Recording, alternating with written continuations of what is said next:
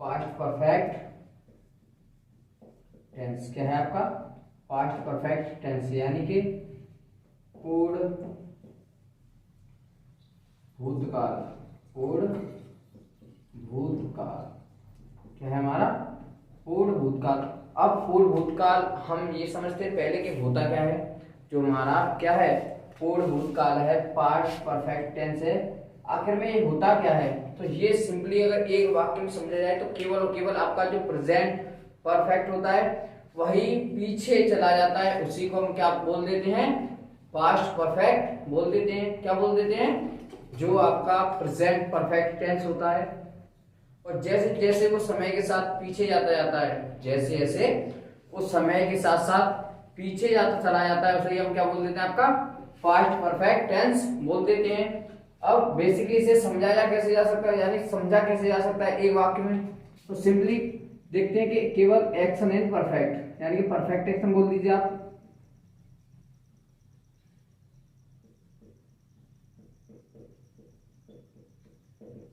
Perfect action यानी कि इसमें जो क्रिया दे रखी होती है आपकी, इसमें जो भी क्रिया होती है वो पूरी हो चुकी है। क्या?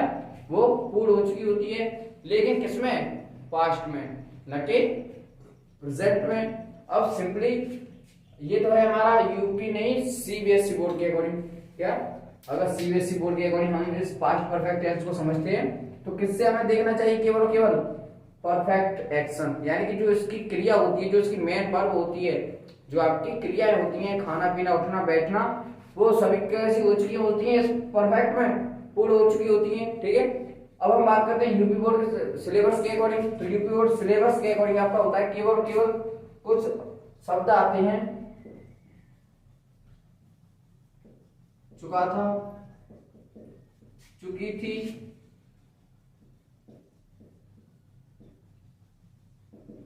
चुके थे।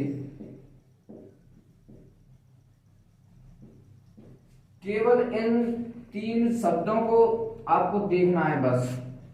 3 और कुछ बेसिकली अलग होते हैं, छोटे छोटे होते हैं, जैसे कि आ है वो बेकार है, तो वीडियो बेकार है, तो 3 बार बोल गया। तो पल्ली तो बनाए तो रही था नहीं भाई, ये सेट कर दी जाए। आग बना लिया। हम समझते हैं आपका पास्ट परफेक्ट टेंस। क्या? Past perfect tense. अब पास्ट परफेक्ट टेंस होता क्या है? पास्ट परफेक्ट टेंस होता क्या है?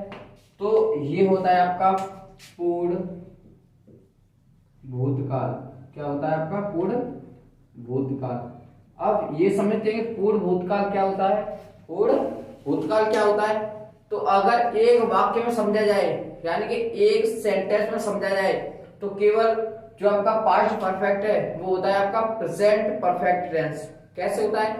जैसे कि प्रेजेंट परफेक्ट जो होता है, जो जैसे जैसे समय के साथ साथ पीछे जाता जाता है, जैसे जो आपका प्रेजेंट परफेक्ट टेंस होता है वही समय के साथ साथ जैसे जैसे पीछे जाता जाता है, उसे हम क्या बोल देते हैं? पास्ट परफेक्ट टेंस बोल देते हैं। केवल फर्क इतना है कि वो प्रेजेंट में आता है और ये पास्ट में, यानी कि बीते हुए कल में चला जाता है। ठीक है। बात करते हैं कि इसमें इसे हम कैसे पहचान सकते हैं, यानी कि अगर इसके सेंटेंस आएंगे तो हम उन्हें कैसे पहचान सकते हैं? तो सिंपली बेसिक एक डेफिनेशन है आपकी। चुका चुका था, चुकी थी, चुके थे, या आ था, ई थी, ए थे। ये जो आपके ये कुछ शब्द हैं, चुका था, चुकी थी, चुके थे, या आ था, ई थी, ए थे, ये जो आपके 6 शब्द हैं, ये जो आपके अभी 3 ये वाले और 3 ये वाले, ये जो केवल आपके 6 शब्द हैं वह केवल कहाँ आएंगे? ये सभी शब्द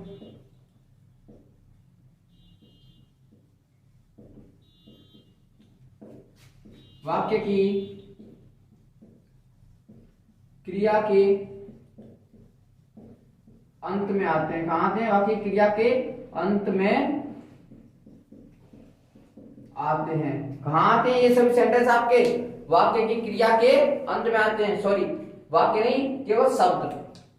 चुका था, चुकी थी, चुके थे, या आता, इति, एथे, ये भी जितने भी आपके यहाँ पर जो 6 शब्द लिख रहे हैं यानी 6 वर्ड लिख रहे हैं, वे सभी आपके वाक्य की क्रिया के अंत में आते हैं। वाक्य की क्रिया के अंत में आते हैं। यहां से हम इन शब्दों को देखकर ही हम ये पहचान सकते हैं कि ये जो आगे वाला जो हमारा सेंटेंस है वो किससे दिया गया है। देखते हैं कि कैसे पहचानेंगे। तो एग्जाम्पल है, मैं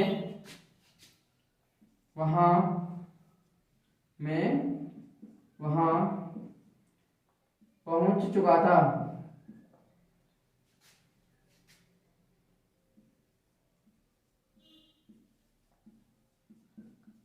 मैं वहां पहुंच चुका था। अब मैंने अभी आपको बताया केवल हमें क्या देखना है, ये 6 शब्द देखने हैं। हमें क्या देखना है? ये 6 वर्ड देखने, केवल ये 6 वर्ड।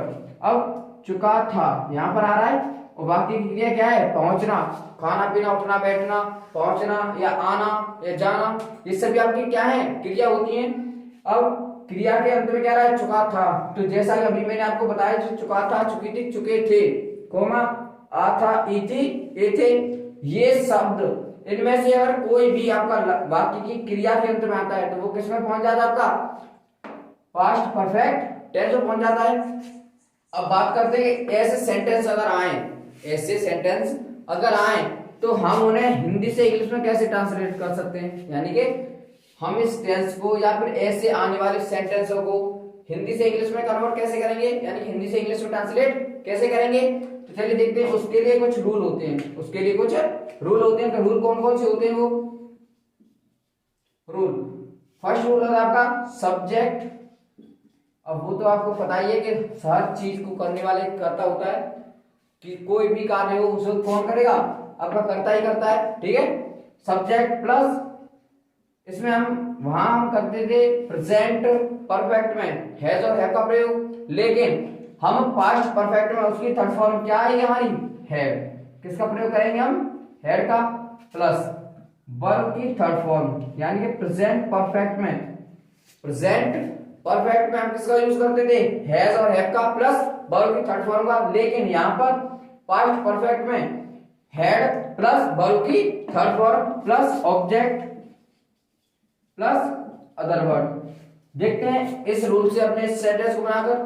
ठीक है, या फिर ऐसे कोई भी सेंटेंस कितने भी आ जाए, आपको बड़ी ही आसानी से इस रूल की सहायता से आप उन्हें सॉल्व कर सकते हैं, यानी हिंदी से उन्हें इंग्लिश में ट्रांसलेट कर सकते हैं। तो चलिए देखते हैं इसे कैसे करेंगे। सब्जेक्ट, सबसे पहले वहां सब्जेक्ट क्या है? आई। अब यहां पर हमें ये नहीं देखना है कि जो हमारा कर्ता है वो एक वचन है या बहुवचन है। केवल हमें देखना है क्या? आपका कोई भी हो, लेकिन सबके साथ, यार हमारा कर्ता कैसा भी हो, एक वचन हो या बहुवचन हो, हमें सबके साथ ही क्या यूज करनी है? Verb, had. तो हैड प्लस वर्ब की थर्ड फॉर्म का है यहां पर पहुंचना की क्या होती है हमारी? रीच। और यहां पर दिखा रहा है हमें क्या लगानी है? थर्ड फॉर्म, तो रीच्ड। अब वहां रीच्ड देयर, यानी कि ऑब्जेक्ट यानी प्लेस का स्थान दे रखा है, यानी कि हमें उस स्थान के बारे में बताया जा रहा है कि कहां पहुंच रहा है, तो वहां पहुंच रहा है। ये क्या है हमारा? अदर वर्ड, वो ऑब्जेक्ट है, यानी कि एक प्लेस को दर्शा रहा है, तो इसलिए रीच्ड देयर। अब हम बात करते हैं पास्ट परफेक्ट टेंस के नेगेटिव की। किसकी हम बात करते हैं? पास्ट परफेक्ट टेंस के नेगेटिव की। चलिए नेगेटिव देखते हैं कि नेगेटिव आखिर में हुआ कैसे।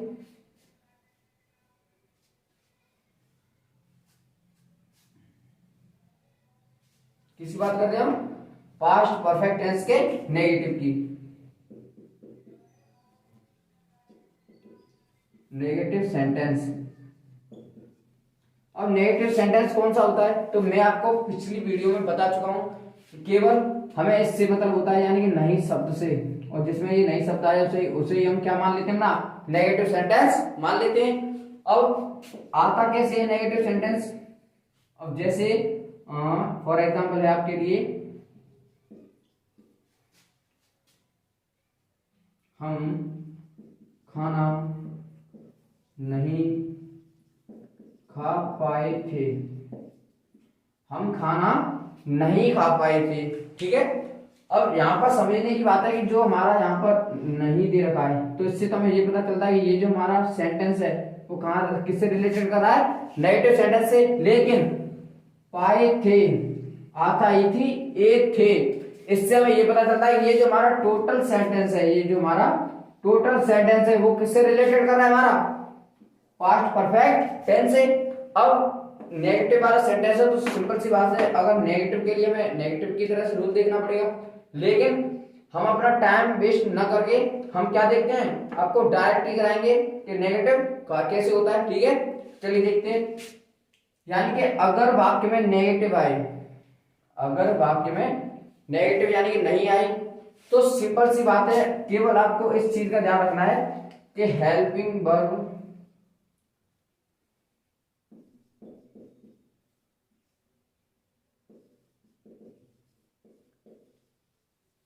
Plus not.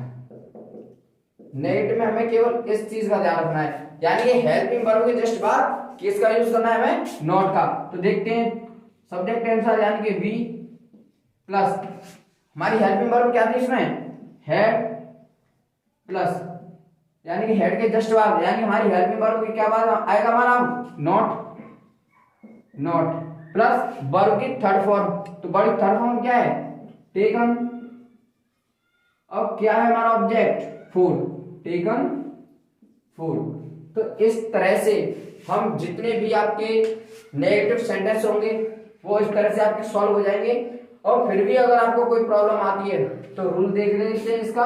रूल कैसे होगा, तो रूल होता है इसका subject plus head plus not, यानी कि subject plus head plus not plus verb की थर्ड फॉर्म प्लस ऑब्जेक्ट, ये होता है इसका रूल। इस जैसे अगर सेंटेंस आए नेगेटिव में, तो इस रूल की वजह से या इस रूल के जरिए आप उन सभी सेंटेंसों को बड़े ही आसानी से सॉल्व कर सकते हैं, ठीक है। अब चलते हैं हमने नेक्स्ट लेवल की ओर। नेक्स्ट लेवल में हमारा क्या आता है, इंटेरोगेटिव सेंटेंस। क्या आता है हमारा, इंटेरोगेटिव सेंटेंस आता है, ठीक है। तो चलिए देखते हैं।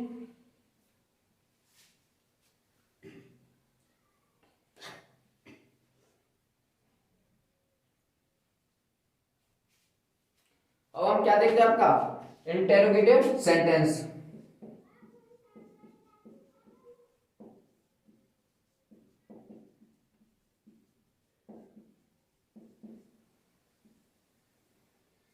यानी कि प्रश्नवाचक वाक्य।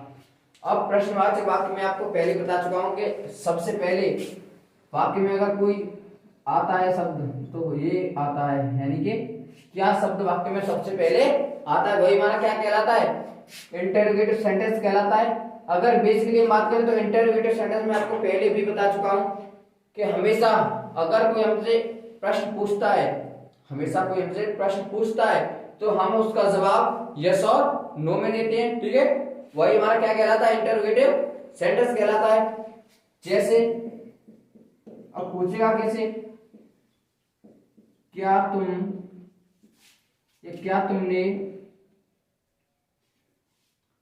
पढ़ाई की, क्या तुमने पढ़ाई की थी, क्या तुमने पढ़ाई की थी। तो सिंपल सी बात है, यहाँ पर कोई हमसे बड़ा है, कोई हमसे बड़ा है या फिर हमारे पेरेंट्स हैं, कोई भी हो, तो हमसे क्वेश्चन कर रहे हैं कि क्या तुमने पढ़ाई की थी, यानी वे कहीं गए थे तो वो हमसे बोल के गए थे कि पढ़ना। लेकिन अब वो हमसे आकर पूछ रहे हैं कि क्या तुमने पढ़ाई की थी, तो हमें बेसिकली अगर ऐसे पूछ रहे हैं तो हमें यस और नो में आंसर देना चाहिए। लेकिन हमें अभी अपने सेंटेंसों के अकॉर्डिंग चलना है, अभी हमें अपने सेंटेंस के अकॉर्डिंग चलना है। तो सबसे पहले हम इसको हिंदी से इंग्लिश में ट्रांसलेट करेंगे। किससे, हिंदी से इंग्लिश में ट्रांसलेट।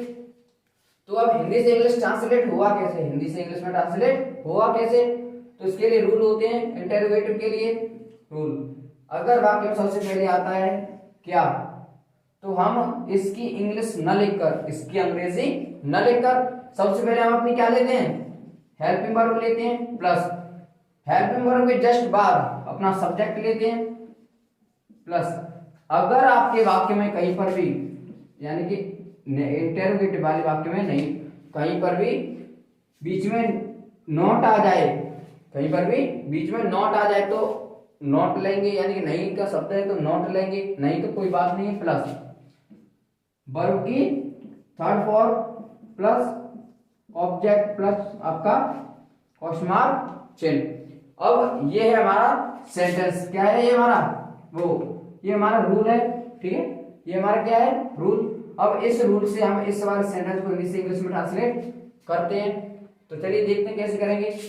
वाक्य में सबसे पहले क्या शब्द आ रहा है हमारा, तो जब क्या शब्द अभी मैंने आपको बताया जब क्या आता है तो हम उसकी इंग्लिश ना लिखकर हम अपना किसका यूज करते हैं, हेल्पिंग वर्ब का। तो हेल्पिंग वर्ब हमारी क्या है, हेड प्लस सब्जेक्ट, सब्जेक्ट हमारा क्या है, तुमने, यानी कि यू, प्लस नोट इसमें आ रहा है, नहीं आ रहा है तो नोट नहीं लेंगे, प्लस वर्ब थर्ड फॉर्म, पढ़ाई करना, क्या है हमारी वर्ब की, वर्ब क्या है हमारी, पढ़ना, यानी कि स्टडी, तो STUDIED स्टडी, यानी कि अब मैंने स्टडी क्यों लगाई यहाँ पर, तो वर्ब की फर्स्ट फॉर्म होती है आपकी स्टडी, STUDY, और इसमें लगानी है हमें ED, यानी कि थर्ड फॉर्म बनानी है।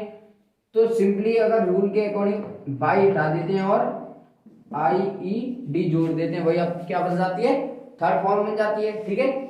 अब इसमें ऑब्जेक्ट नहीं दे रखा है, कौन सी किताब पढ़ी थी, नहीं दे रखा है, तो केवल यहाँ पर हम अपना क्या लगा देंगे, क्वेश्चन मार्क चिन्ह, यानी कि हैड यू स्टडीड, क्या तुमने पढ़ाई की थी। तो ये होता है आपका इंटरोगेटिव सेंटेंस, क्या होते हैं आपके इंटरोगेटिव सेंटेंस। अब इससे आगे हम चलते हैं, तो इससे आगे हमें क्या मिलेगा आपका, डबल इंटरोगेटिव सेंटेंस, क्या मिलता है हमें, डबल इंटरोगेटिव सेंटेंस। तो चलिए देखते हैं आपके डबल इंटरोगेटिव सेंटेंस को।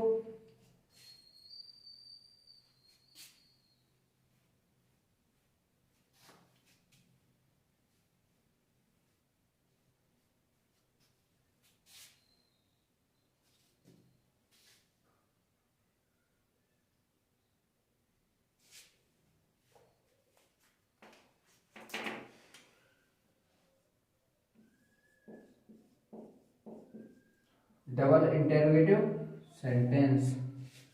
अब मैं आपको पहले ही बता चुका हूं कि डबल इंटरोगेटिव सेंटेंस में हमेशा हमें से कोई क्वेश्चन पूछता है, लेकिन हम उसका आंसर यस और नो में न देकर अपने कारण सहित देते हैं, यानी कि उस चीज की कुछ न कुछ वजह होती है, तभी हम किसका यूज करते हैं, आपके डबल इंटरोगेटिव सेंटेंस का यूज करते हैं। कैसे करते हैं, फॉर एग्जाम्पल है, लेकिन एग्जाम्पल से पहले मैं आपको बताना चाहूंगा कि इसे हम पहचानेंगे कैसे।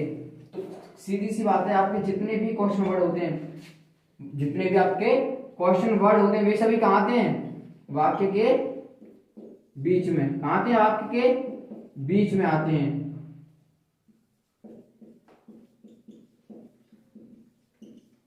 वाक्य के बीच में आते हैं, ठीक है।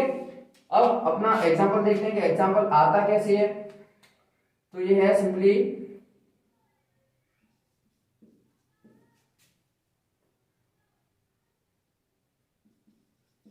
तुम कितने बजे आगरा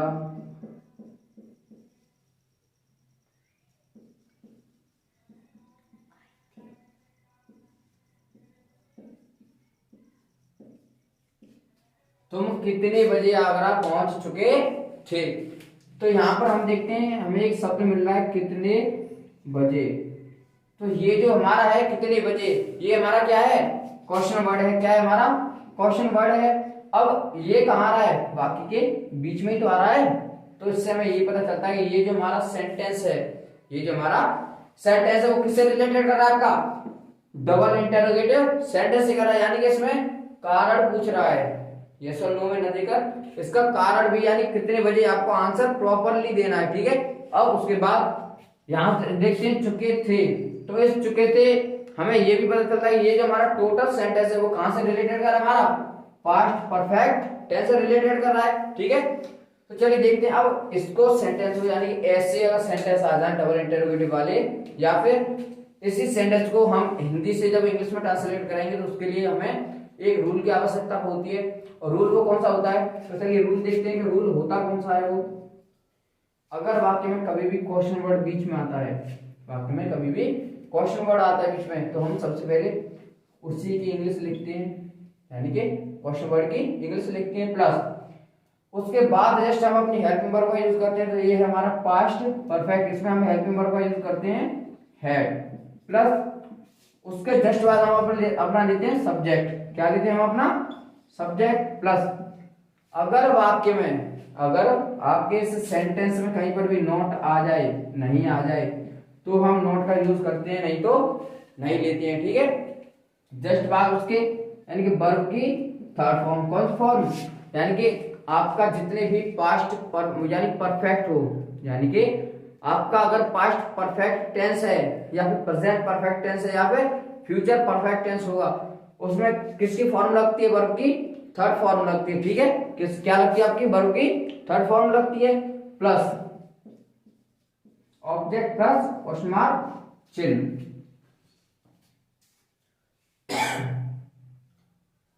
अब यहां पर आगे देखते हैं कि ये तो हमें रूल मिल गया।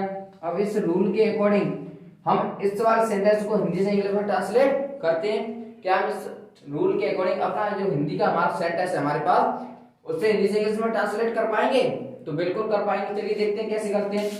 तो सबसे पहले क्या है, हमारा क्वेश्चन वर्ड आ रहा है बीच में, तो हम इसकी इंग्लिश कहाँ लिखेंगे, सबसे पहले, तो यानी कि कितने बजे। अब कितने बजे के लिए हम दो चीज इस्तेमाल करते हैं, हाउ मेनी टाइम, लेकिन हम यहां पर करेंगे व्हाट टाइम। क्या, व्हाट टाइम, कितने बजे।